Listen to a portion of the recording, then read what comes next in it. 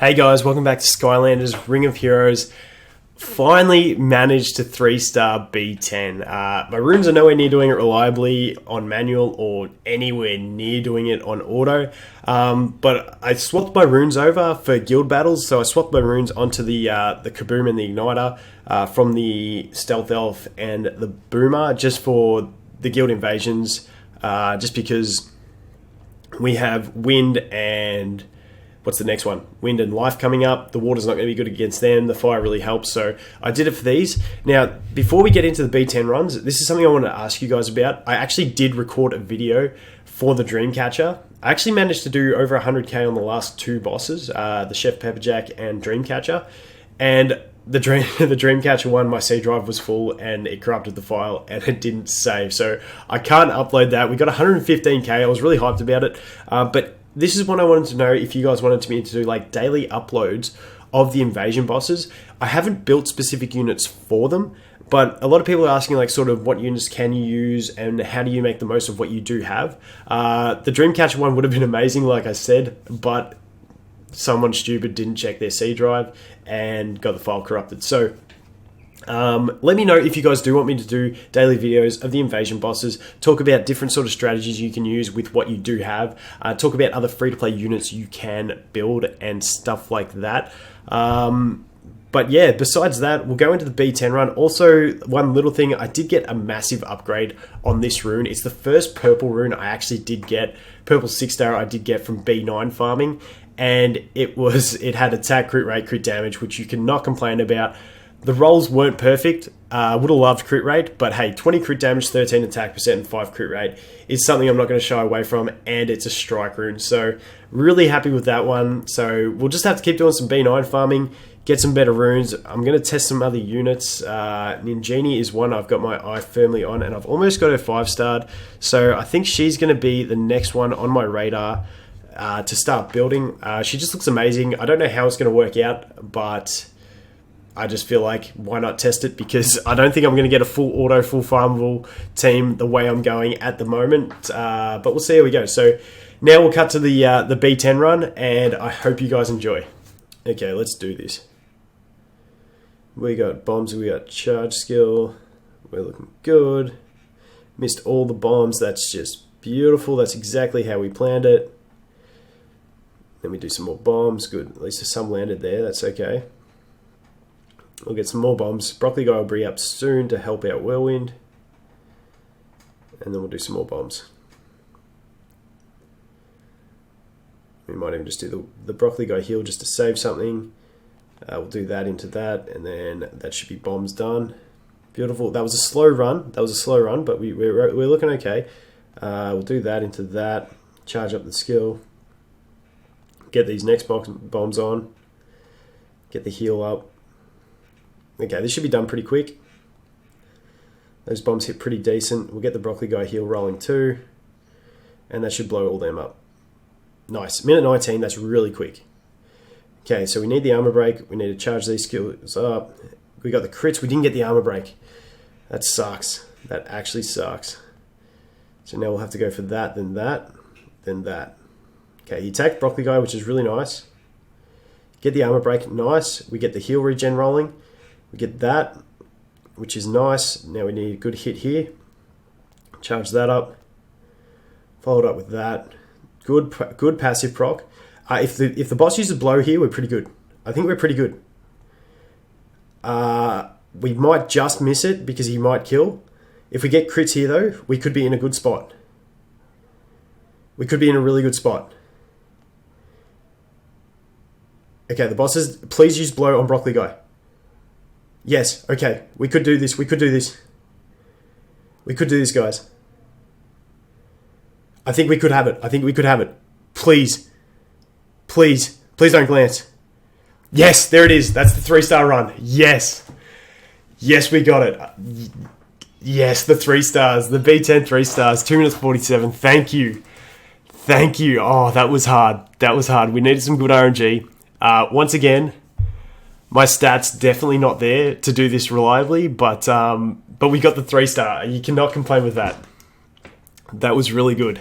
Okay, once again, that was lucky RNG. Like, my stats are nowhere near what you need to do this properly. I don't want to understate that. Like, I am nowhere near doing this on auto or reliably manually. But we did manage to 3-star it, so I'm pretty happy with that. At least now what we can do is we can roll into other units, test other units, and see how we go. See if we can't get some auto runs. You know, like, just having the 3-star makes it so much easier to test auto runs later on. So, once again, I was probably a bit keen doing it, but I did swap the runes onto these two guys for the guild invasions for the next 2 days. So, I thought, why not test it? And for those who wanted to know the stats, we'll go through the stats now. This is my Igniter. The effect accuracy is something that I think really helps a lot with him. It's only plus 21, but it does make a difference. He does land his armor break and his bombs fairly often. Now, I do have a defense rune on him. I'm still not sure 100% whether defense or HP in slot 4 is better. I just take whatever I have on the right set, basically. So, at the moment, not too sure. In B10, the boss doesn't give armor break, so defense isn't too bad, especially if you're using a defense buff. I feel like defense might overtake. So if you're using a wham shell or something like that, I think defense might be better. If you're not using defense buff, then HP might be better. But once again, I'm not 100% sure on that. He is on the crit damage build, so I really do really want to try him on crit rate attack, just to get that attack, so his bombs are doing more damage as well. I definitely like the crit rate. I like him critting. His passive can crit, so it's just more damage. I feel like crit damage is going to be more damage, just flat damage, than the attack build, but I feel like the crit rate attack build would actually offer more bomb damage and maybe overall damage, but that will come down to a lot of testing. He is still at plus 3, so once again, plus 5 would really increase his stats as well and help that out. But his runes as it stands, this one is only a 5-star rune. Not amazing, but it does have the 12 crit rate, which is why it's there. It also has crit damage and attack. Not very high rolls, but still very beneficial stats. This one's my crit rate rune. It's got 8 crit damage. It's a fairly average rune. It just worked out well that my crit rate and crit damage were both effect accuracy, so focus runes. So can't complain with that, giving me that 10 extra effect accuracy, helping me land that attack, the defense break, and the bombs. And also, it's not just landing the defense break, because landing the defense break does give you the attack buff, which is huge for your whole team. We then have this one, which is still a 5-star, but it had the 9 crit rate, had a bit of attack, had a bit of effect accuracy. It was just the best I had in a strike rune, so it's what went on. There's this one. This is, like I said, he's on defense. It's got crit rate, effect accuracy, and a bit of attack and some HP.